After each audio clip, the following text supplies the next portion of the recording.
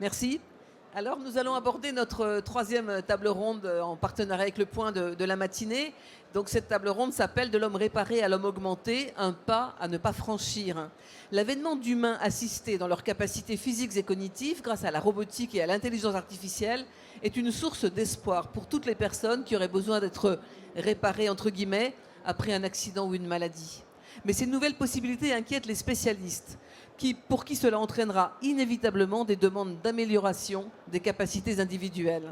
Car si la généralisation du port d'orthèse, par exemple pour se lever quand on est paralysé ou pour décupler ses forces pour soulever des poids très lourds, est jugée positivement, d'autres recherches, notamment au niveau cérébral, devront être surveillées pour éviter d'éventuels abus. Et pour en parler, j'ai la chance d'accueillir Anne Cambon-Thomsen, qui est médecin spécialisée en immunogénétique humaine et en éthique de la santé, qui est directrice de recherche émérite au CNRS, qui nous arrive de Toulouse, qui a réussi à avoir un avion ce matin. Merci d'être avec nous. Serge Picot, qui est docteur en pharmacologie et neurosciences, et depuis 2 ans le directeur du formidable Institut de la Vision, qui fait des travaux magnifiques, notamment sur la rétine.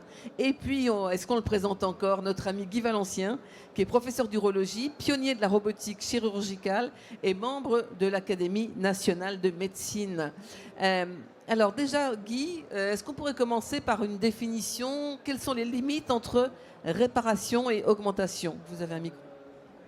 La réparation, c'est ce que j'ai fait toute ma vie, c'est-à-dire avec des outils, qu'ils soient numériques, biologiques ou autres, de remettre à niveau les hommes, les femmes, les enfants qui sont blessés, malades ou handicapés. Donc on revient à l'état de... On essaye de retrouver l'état de normalité de la santé. Le problème, c'est que la définition de la santé, selon l'OMS, c'est un parfait état de bien-être physique, psychique et social. Donc aucun de nous n'est en bon état de santé. Aucun. Si. Mais non, on n'est jamais parfaitement bien physiquement, psychologiquement et socialement. Il y a toujours un truc qui bug. Et donc, c'est là où est la difficulté entre l'augmentation et la réparation. Et qu'il faudra en discuter tous ensemble. Ce n'est pas quelque chose qui se décide comme ça. Alors Anne, pour vous, la limite entre réparation et augmentation, d'une façon générale, pour commencer, avant de rentrer dans l'éthique pure. Oui, effectivement, je suis d'accord avec ce qui vient d'être dit. Il n'y a pas une limite figée, et c'est surtout en comparaison avec un état antérieur. C'est réparer, ça veut dire qu'on a un état antérieur qu'on connaissait et qui s'est dégradé pour 1000 raisons, et essayer de retrouver cet état antérieur. L'autre aspect que je peux souligner, c'est quel est le but recherché. Et c'est ça qui va permettre de la voir finalité. la finalité Serge, qui est importante. Réparation, augmentation. Je crois que, en tout cas dans notre cas, c'est vrai que comme on touche un petit peu au cerveau, on touche un petit peu au système nerveux central, il y a toujours des craintes parce que dès qu'on essaye de réparer, certains ont l'impression qu'on essaye d'augmenter.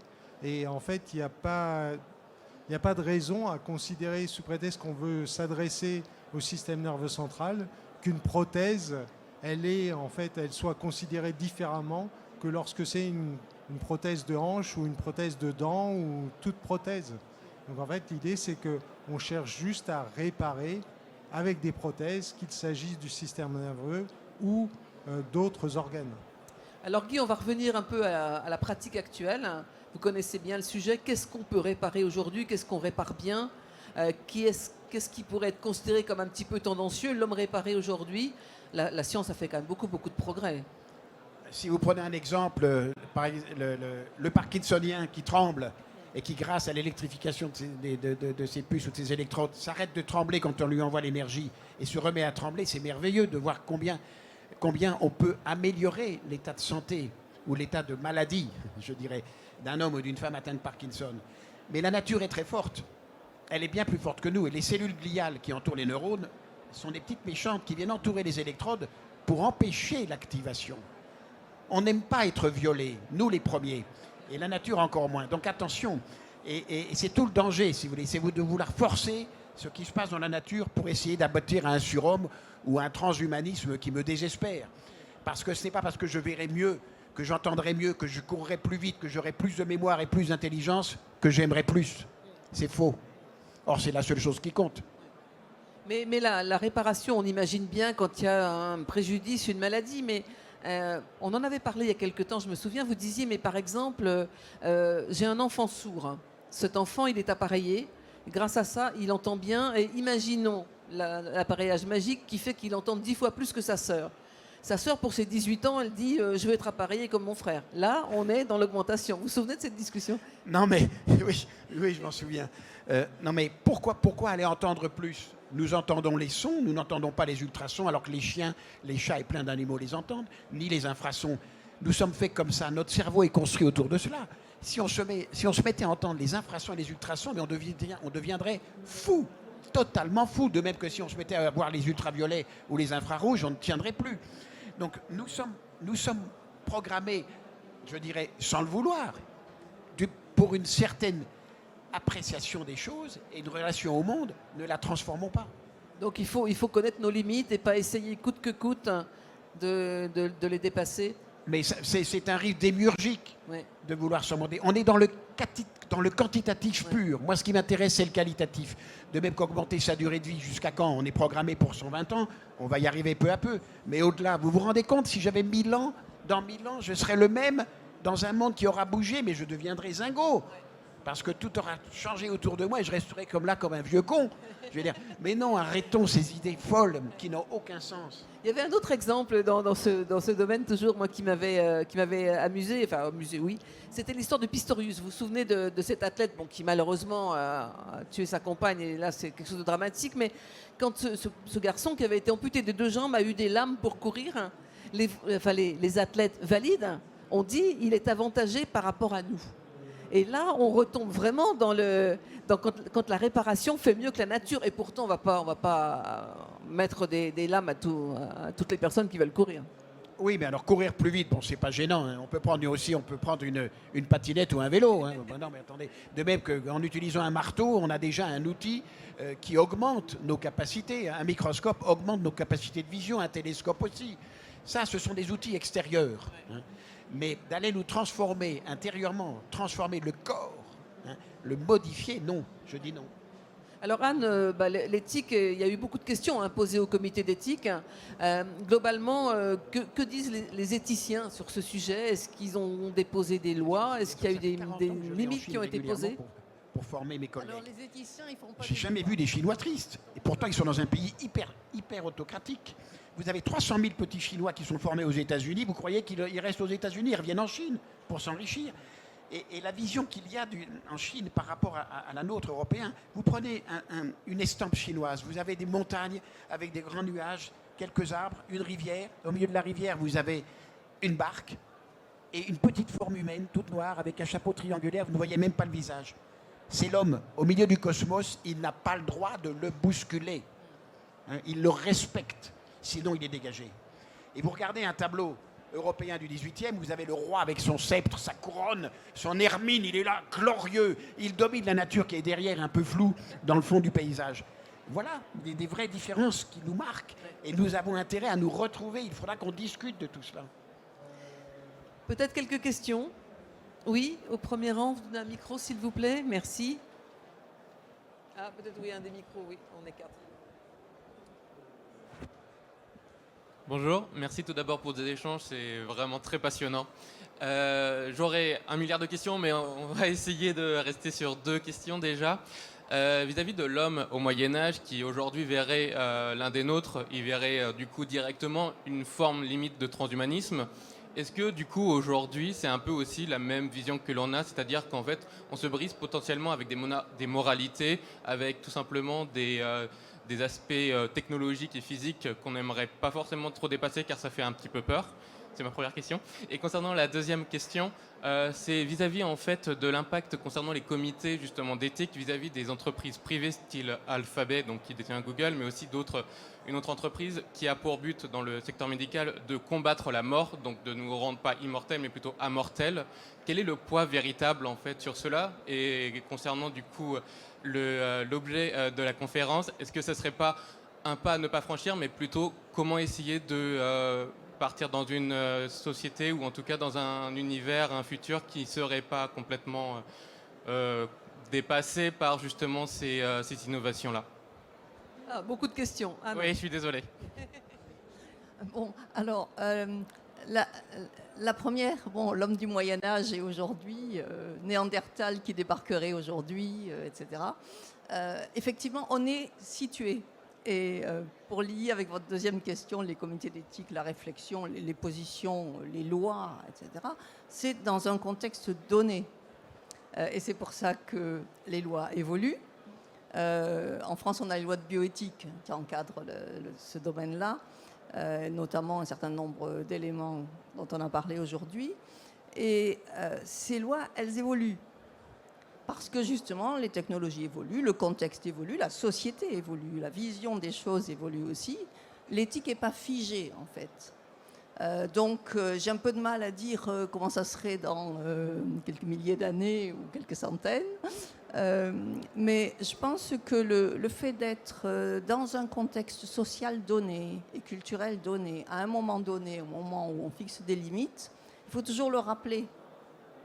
Ce n'est pas nécessairement à la différence près qu'on peut dire, voilà, ce qui fait l'humain, on est d'accord à l'international sur certains éléments, et ça, tant que ces sociétés-là existeront, on se fixera ces limites-là. Mais je pense que l'idée que l'éthique est quelque chose de figé, qui ne bouge pas, qui est une boîte à outils de qu'est-ce qu'il faut faire qui est bien par rapport à qu'est-ce qu'il faut faire qui est pas mal, c'est complètement une vision fausse, en fait, de l'éthique, qui est un questionnement. Le questionnement, il existait au Moyen-Âge. On se demandait s'il fallait greffer des membres, alors qu'on ne connaissait rien ou pas, mais ça existait. Et ce questionnement-là, je pense qu'il va perdurer. C'est important que l'idée de c'est important de se questionner dans un contexte donné perdure. Alors après, que l'impact des comités d'éthique, c'est un peu difficile parce que, comme je disais tout à l'heure, ce n'est pas eux qui fixent les limites légales qui s'imposent en fait aux entreprises ou autres. Elles proposent un cadre, un résultat de réflexion argumenté, et après les instances politiques, etc., fixent effectivement des limites qui vont avoir la force de loi. Donc, est-ce qu'on va se laisser dépasser? Je crois que là, pareil, c'est dans un contexte. On dit, pour le moment, compte tenu des connaissances qu'on a, compte tenu de la réflexion, compte tenu de l'état de la société, voilà où sont les limites. Et tout ça peut effectivement changer, mais je crois qu'il y a quand même des choses assez solides auxquelles on restera fidèle. Serge, vous ajoutez quelques mots? Ah, je voulais juste, ça me fait un peu sourire, mais parce que en fait, je me rappelle quand j'étais aux États-Unis, mon patron me disait souvent que pourquoi j'argumentais en permanence. Je lui disais, en France, en fait, je lui montrais l'exemple des Astérix et Obélix dans leur village, ils se battent toujours. Et on peut imaginer que si un jour on trouve, et je pense que c'est une caractéristique française, on aime bien râler. D'ailleurs, il y a certains politiques qui pourraient aimer si un jour on trouve une puce électronique qui permette qu'on n'ait plus râleur, d'implanter pratiquement toute la population française. Et est-ce que ça, éthiquement, ça serait acceptable? Ça serait effectivement une amélioration, ou je ne sais pas comment on l'appellerait, mais sûrement que certains politiques apprécieraient ça. Finalement, est-ce que c'est souhaitable ou pas? C'est là où on voit comment, en fait, une dérive pourrait éventuellement évoluer vers quelque chose où, je ne sais pas, on peut penser que dans certains systèmes autocratiques, certains aimeraient que justement tout le monde ait un peu soit calibré de la même manière. Mais est-ce que c'est souhaitable dans une société? Non, sans doute pas. Guy, un petit mot? Juste sur l'alphabet et la mort de la mort. Nous avons en Occident une vision très terrible, dans l'Occident chrétien, d'un crucifié. Quand on regarde, nos corps meurent lentement d'abord. Quand nos fonctions s'arrêtent, nos corps meurent lentement. Mais nos atomes persistent.